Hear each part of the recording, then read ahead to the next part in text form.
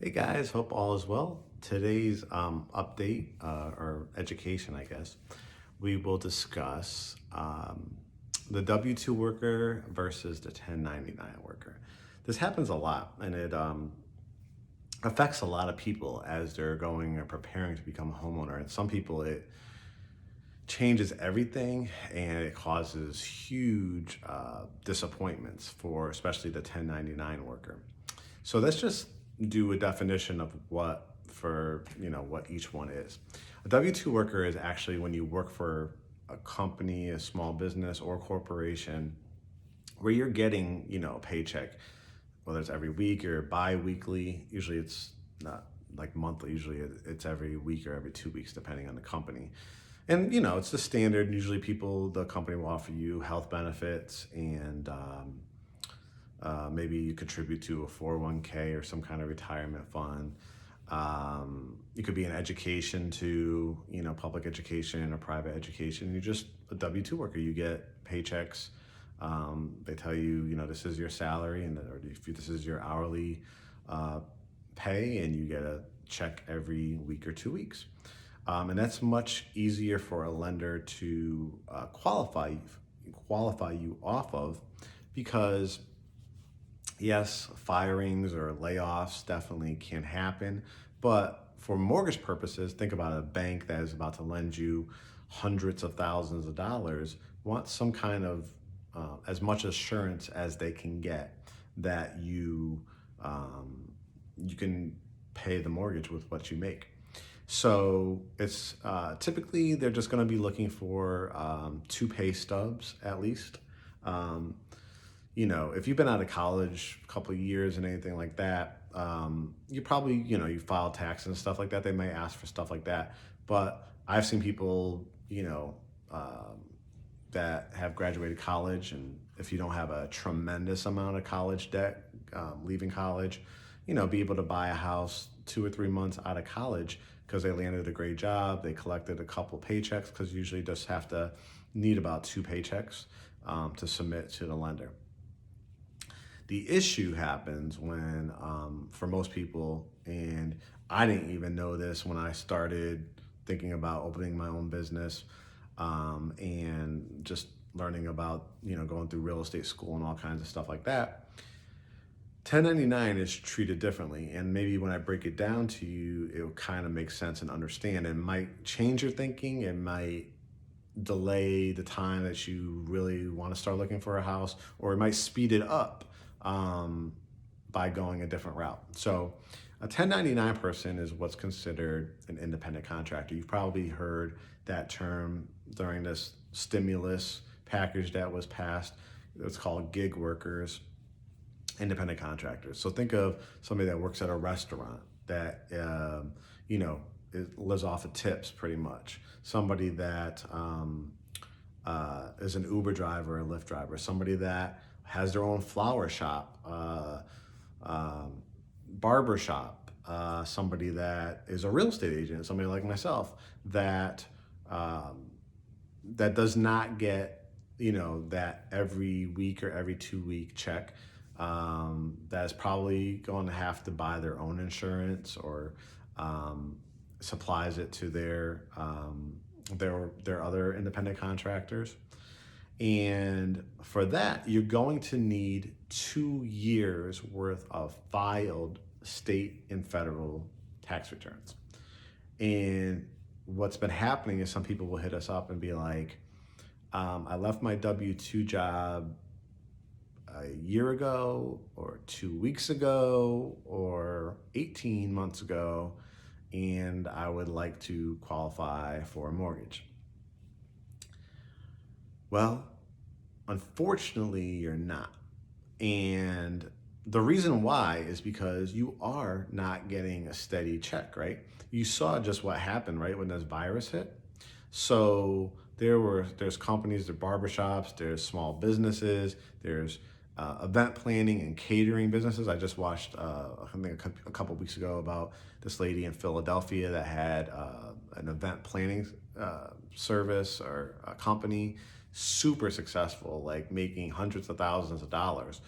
and with everything shutting down and nobody having to change their wedding plans and businesses no longer funding and having people come to the office, so no more catering businesses and stuff like that, that just wiped out all of her income, had to, tap into her retirement and stuff like that. And literally was doing like food stamps and food pantries and stuff like that. So think about it, guys, from a lender's perspective. You've got one end of the spectrum where they can verify through an employer that this is how much you're bringing in every 2 weeks, whether that's 40,000, 80,000, 200,000, $500,000, you're a CEO or whatever the case may be, millions of dollars. You have this other person that, whether it's real estate or a barbershop, like I said, or anything like that, you could have had a killer year last year and you made 50,000, 150,000, 250,000, whatever that case may be. And then what happened this year? Coronavirus hit. You are now living literally paycheck to paycheck, right? And in good times, when there's like this virus thing is an extreme example, but there can be something happened in your business. You got bad reviews. The level of people coming into your business and ordering from you is no longer there. They have to have at least 2 years to determine, predicting going forward. Hey, last year or the year before, 2 years ago, when they filed their taxes, they made $200,000. Last year, they didn't have as good of a year, but still made $100,000. Now, they're going to take the number after, not gross sales. They're going to take the number after what you reported for write-offs. So if you wrote off for equipment, travel time, insurance that you had to buy for yourself or your staff. And so that $200,000 that you made, maybe you had $50,000 worth of write-offs. So they're going to look at it, not that you made $200,000, that you made $150,000 after all that. That's what's called your net. The person that, again, the second year you made $100,000, but you did, again, $50,000 worth of write-offs, you made $50,000. So they're going to average those two together and say, for over this 30-year mortgage, if you kind of continue on that spectrum of some good years, some not so good years, this is what I've been writing off, this is what I'm going to continue to be writing off, they're going to approve you based on $100,000, income. $150,000 for year 2, $50,000 for year 2. You average those two together, right? Year 1 and 2, 150 and 50, divide those by 2. That's showing that you made $100,000. That's a predictor of what you're going to bring in years to come. What happens to people, and it would have happened to myself as a real estate agent, if I just happened, remember, to get laid off, but if I had left my corporate job and 6 months later, a year later, 18 months later, oh my God, I'm having a great year. I'm making whatever. Let's just throw an astronomical number out there. I'm making $10,000 a month, right? Doing great. Had a great year. Best decision I made to leave corporate America. I'm still not going to get qualified for a mortgage because I left a steady paying job to become a business owner. So that is more of a risk to the lender.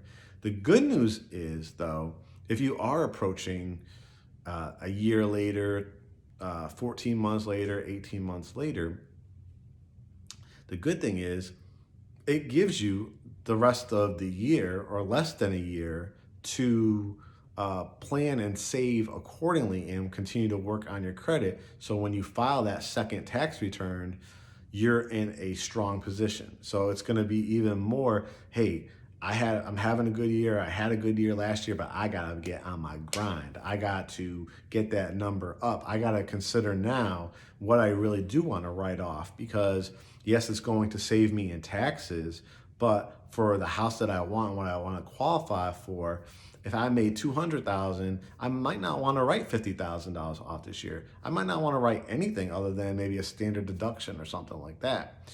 And I can now qualify based off of $125,000 as opposed to $100,000, which might get me into that category of a $300,000, $400,000, $500,000 house, depending on my, debt levels. So my overall message to you on this is it's not to discourage you. I'm an entrepreneur myself. I didn't want to, quote unquote, be a slave to corporate America. However, if one person in your household is W-2 and one person is starting a business, you can combine those two things together. If you are less than 2 years as one person in that couple, no, you can't use your income based on mortgage pre-approval. But say your spouse makes good money, makes 75,000, 100,000, 150,000, then in that scenario, you don't necessarily have to put your dreams of home ownership on hold. You just get qualified with your spouse's income because they're W-2. And as long as their credit is good and their debt levels are good, you're still going to get yourself a really nice house. And how you could protect yourself as the other spouse is you can be added to what's called the title of the house. So in the event of a death, in the event of troubles in your marriage, right? Life happens, divorce happens, that you are protected as the other spouse for a stake in that property. So those are the three things. W-2, you don't necessarily have to file years of taxes. You just have to have started that job. It has to obviously be a well-paying job. I've had people hit me up, and I talked about the story again before, that yes, I bought my first house, I think on a $26,000 salary, but it was a very low priced house. And I had 401k, I had some savings, I had graduation money. So there's ways to do it out of college. Now, if you're looking on our site or looking on our news feed, or one of the pictures of our houses, and it's a $350,000 house, and you make $30,000, you're not going to be able to get that house. So you have to realize I could still get a house, but my debt levels have to be really low. I have to have a W-2 job, and I have to have, some savings in my account.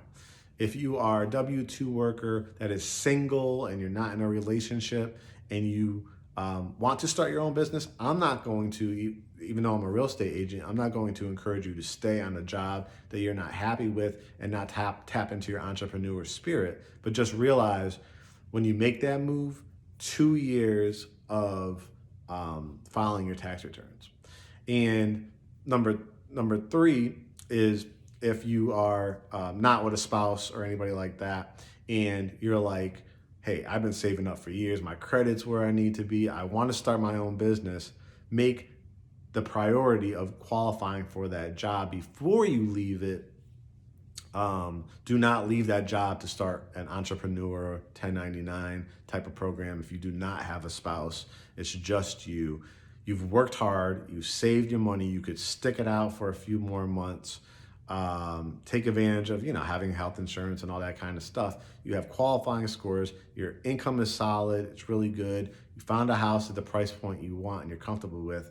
You've saved up enough to, take this leap of faith and start your own business. So you've hopefully been financially responsible to have saved all these years for your down payment and your closing costs. Make sure that you don't leave that W-2 job. You go and get that house, and then, get settled into the house, be in it for a few months, make sure your reserve levels are where they need to be, meaning, you have enough funds to qualify for a small business loan, and you have enough income to support your, or reserves to support your mortgage payment for 6 to 8 months, and then take that leap of faith into your 1099 job. So don't leave your job if you want to get a house right away and you're a W-2 worker. If you are a 1099 worker, an independent contractor, 2 years. And number three, if you have one person that's W-2, one person that's 1099, and the other person is 1099 less than 2 years, make sure that your spouse can qualify and you could then be added to the title. So hopefully that explains it to you. Watch back this video, watch it with your spouse if you're in that situation. Think about that before you leave your job, and we'll be here for you when you are ready to begin the home buying purchase. and process. All right, we'll talk to you guys soon.